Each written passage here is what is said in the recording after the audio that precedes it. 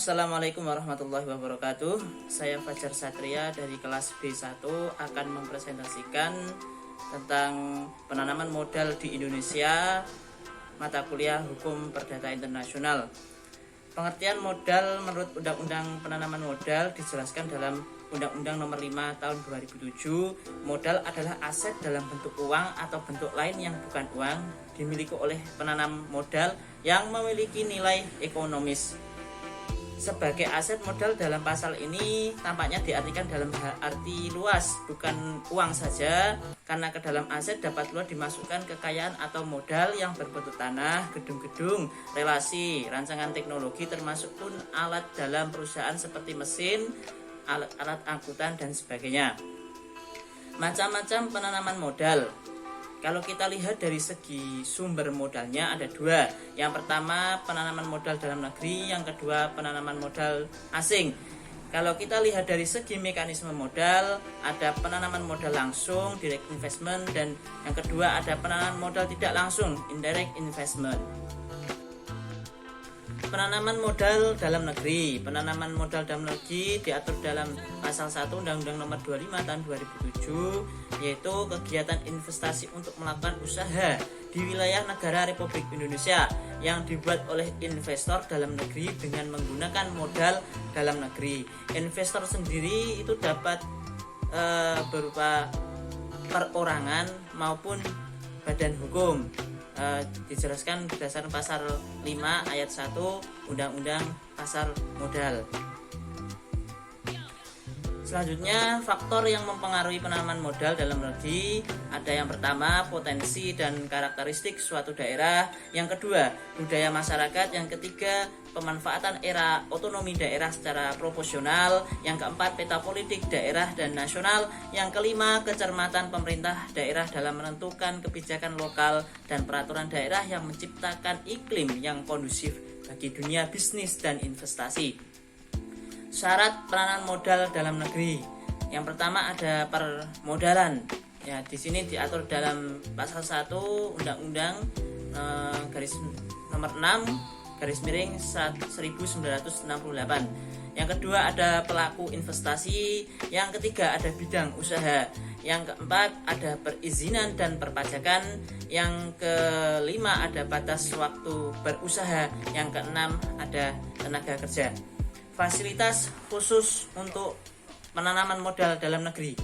Dalam penanaman modal dalam negeri memiliki fasilitas investasi yang dapat diberikan kepada investor yang dijelaskan berdasarkan pasal 18 ayat 2 Undang-Undang Pasar Modal. Selanjutnya dalam pasal 18 ayat 4 Undang-Undang Pasar Modal menggambarkan bentuk fasilitas yang disediakan oleh pemerintah kepada investor termasuk dalam negeri. Penanaman modal asing. Menurut Undang-Undang Nomor 25 Tahun 2007, penanaman modal asing adalah kegiatan menanam modal untuk melakukan usaha di wilayah negara Republik Indonesia yang dilakukan oleh penanam modal asing, baik yang menggunakan modal asing sepenuhnya maupun yang berpatungan dengan penanaman modal dalam negeri. Selanjutnya dijelaskan bahwa modal asing adalah modal yang dimiliki oleh negara asing, perseorangan warga negara asing, badan usaha asing, badan hukum asing, dan atau badan hukum Indonesia yang sebagian atau seluruh modalnya dimiliki oleh pihak asing. Unsur-unsur penanaman modal asing dijelaskan juga dalam Undang-Undang Nomor 25 Tahun 2007. Antara lain adalah yang pertama, alat pembayaran luar negeri yang tidak merupakan bagian dari kekayaan devisa Indonesia dan dengan pembiayaan pemerintah digunakan untuk pembiayaan perusahaan Indonesia.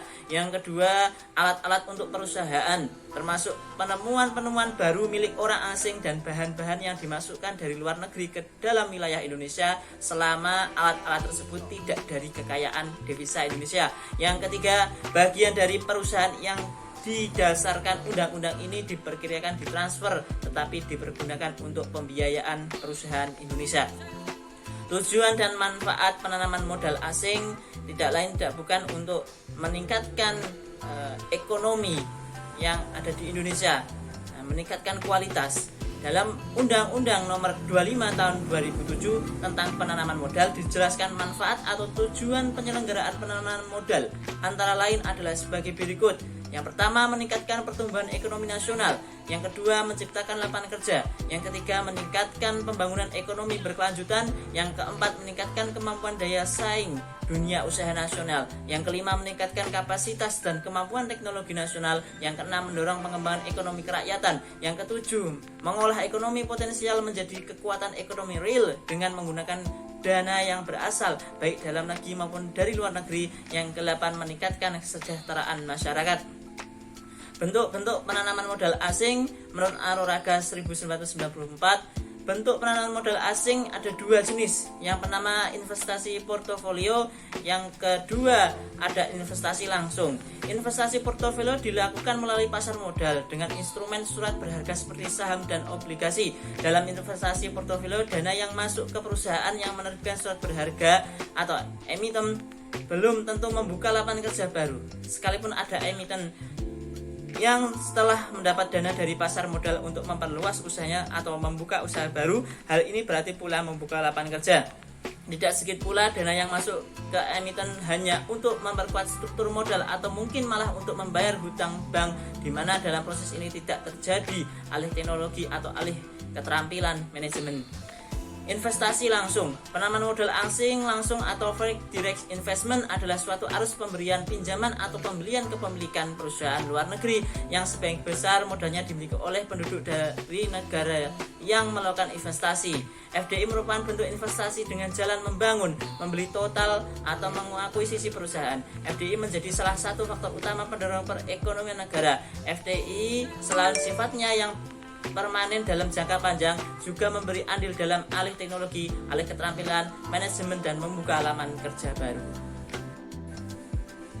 Jenis usaha yang boleh dan tidak boleh dilakukan oleh sebuah perusahaan penanam modal asing dijelaskan dalam Perpres nomor 76 tahun 2007 dan Perpres nomor 77 tahun 2007, Perpres nomor 111 tahun 2007. Adapun klasifikasi daftar bidang usaha dalam rangka penanaman modal terbagi atas. Yang pertama, daftar bidang usaha yang tertutup untuk penanaman modal seperti perjudian atau kasino, peninggalan sejarah dan purbakala, museum pemerintah, pemukiman lingkungan adat, monumen, objek ziarah, pemanfaatan koral alam serta bidang-bidang usaha lain sebagaimana tercantum dalam lampiran 1 Perpres nomor 111 tahun 2007.